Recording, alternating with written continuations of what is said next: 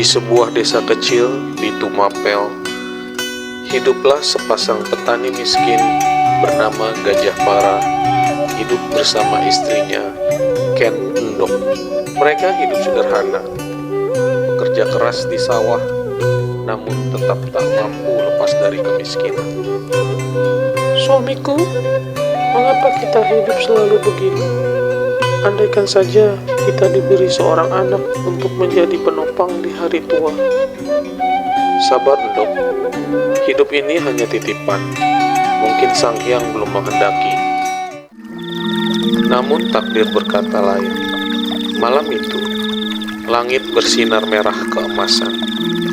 Konon, Dewa Brahma turun dari kayangan dan menjelma menjadi cahaya yang memasuki rahim Ken Endok.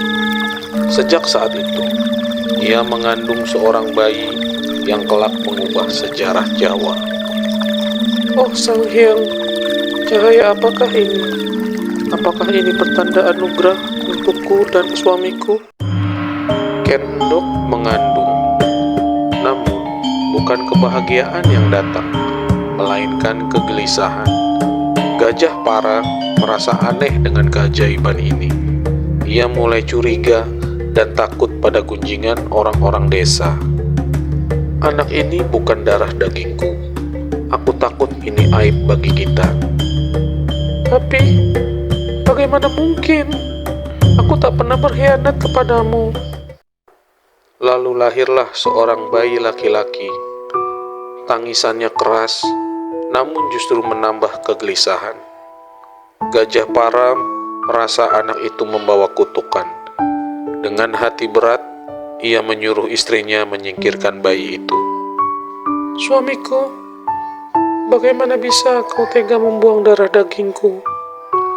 Bayi ini bukan dari kita, Endok. Ia hanya akan membawa malapetaka. Dengan derayan air mata, Ken Endok meletakkan bayinya di tepi jalan dekat pematang sawah. Bayi itu menangis, diiringi cahaya bulan purnama. Ia tidak tahu bayi ini kelak menjadi Ken Arok, pendiri kerajaan Singosari. Anakku, maafkan ibumu. Semoga Dewata melindungimu. Limbong, seorang pria paruh baya yang tinggal di sebuah desa di tanah Jawa. Ia bukan petani, bukan bangsawan, melainkan penjudi ulung yang hidup dari keberuntungan dan kelihayan. Suatu malam setelah berjudi, Limbong berjalan pulang ke rumah. Tiba-tiba ia dikejutkan oleh tangisan bayi di jalan dekat pematang sawah. Bayi itu memancarkan cahaya aneh, dan hatinya berkata, "Ini bukan bayi sembarangan." Limbong merawat bayi itu dengan caranya sendiri dan diberi nama Ken Arok. Ken Arok kecil tumbuh di lingkungan keras, menyaksikan meja judi lebih sering daripada permainan anak-anak. Tapi dari sanalah ia belajar, licin, berani, dan cerdik. Sejak kecil, Ken Arok sudah terkenal nakal. Dia berani mencuri uang taruhan, membuat para penjudi tua kesal, berkelahi di pasar. Tapi entah bagaimana, ia selalu lolos dan selalu menang dalam perkelahian. Seakan-akan Dewata melindunginya. Suatu malam, Limbong bermimpi aneh tentang darah dan pedang. Saat terbangun, ia melihat cahaya halus keluar dari tubuh anak asuhnya itu. Saat itu ia sadar, anak ini membawa pertanda besar, pertanda yang bisa jadi berkah atau kutukan. Ketika menginjak masa remaja, Ken Arok semakin sulit dikendalikan. Ia memilih jalan hidup yang liar, meninggalkan Limbong yang pernah merawatnya. Dengan berat hati, Limbong hanya berkata, "Pergilah, Nak. Takdirmu sudah menunggu." Dari asuhan seorang penjudi bernama Limbong, tumbuhlah seorang anak laki-laki yang kelak mendirikan kerajaan Singosari. Inilah awal legenda Ken Arok. Arok, hidup ini hanya soal berani ambil risiko. Ikuti jejakku, kau tak akan kekurangan. Tidak ya, aku bukan ditakdirkan untuk jadi penjudi. Aku ingin lebih dari ini, lebih besar lagi. Ken Arok meninggalkan Limbong, ayah angkatnya yang seorang penjudi. Ia sadar dunia kelam tak akan membawanya ke tempat yang lebih tinggi. Setelah pergi, ia hidup sebagai perampok jalanan. Tapi kecerdikan dan keberaniannya membuat namanya segera terkenal. Arok, kau gila menantang prajurit Tumapel. Gila atau berani? Ikut aku. Kita rebut apa yang kita mau. Lalu takdir membawanya bertemu dengan Bango Samparan, kepala desa Tumapel.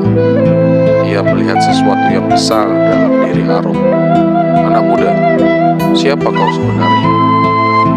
Aku tak punya nama besar, hanya seorang yang ingin jadi besar. Aku lihat api di matamu.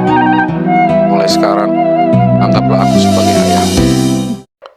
Meski dihormati, Ken Arok tak pernah puas. Ia yakin takdirnya jauh lebih besar dari ini. Anak angkat kepala desa tidak cukup. Aku akan jadi penguasa.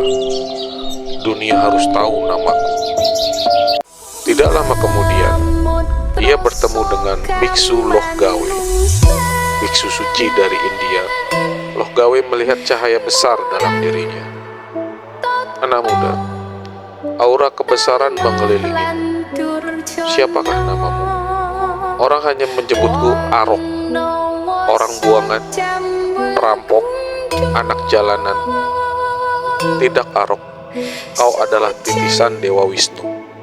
Takdirmu adalah memimpin, bukan mengemis pada nasib. Sejak saat itu, hidup Arok berubah. Ia bukan lagi perampok, melainkan calon raja yang dituntun takdir. Jika benar aku ditakdirkan jadi raja, maka dunia akan bertekuk lutut. Jalanmu panjang dan berdarah.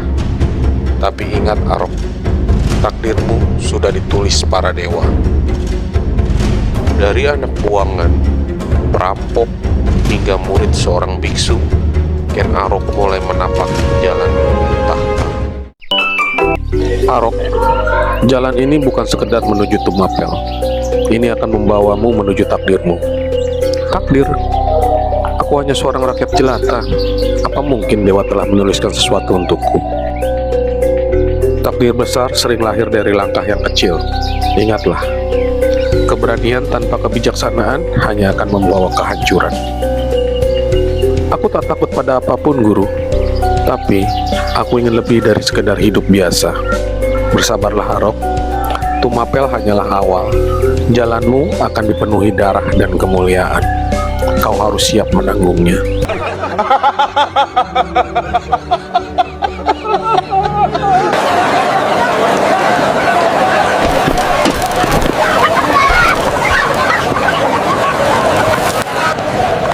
Kau harus mengingat apa yang tadi kubicarakan. Baik, Guru. Aku akan selalu mengingatnya.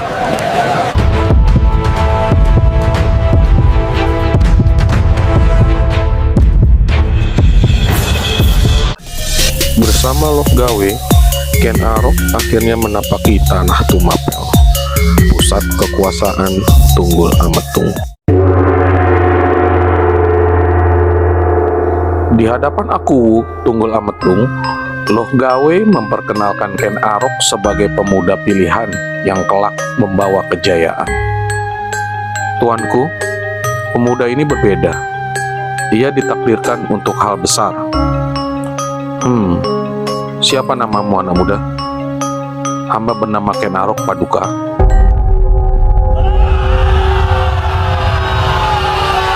Untuk membuktikan dirinya, Ken Arok diuji, dan keberanian itu membuat semua tercengang. Luar biasa. Dia memang bukan orang sembarangan. Dia mampu mengalahkan 3 orang. Arok, ini baru awal. Ingat, Tumapel hanyalah batu loncatan menuju takdirmu. Hamba mengerti, Guru. Aku akan menunggu saatnya. Bukan hanya menunggu, kau harus belajar membaca tanda, menjaga sabar, dan mengendalikan nafsu.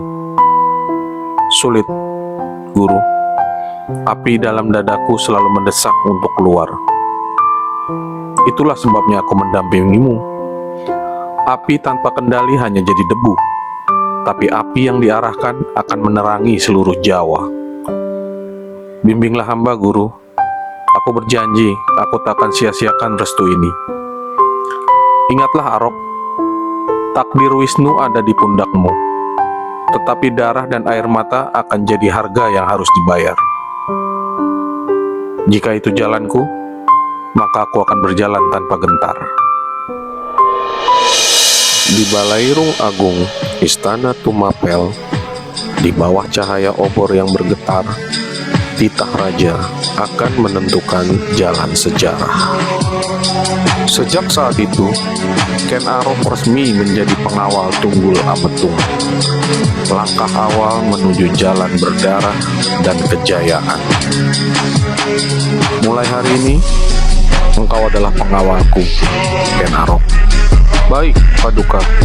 Jiwa raga ku pertaruhkan untuk menjaga Paduka dan seluruh keluarga kerajaan.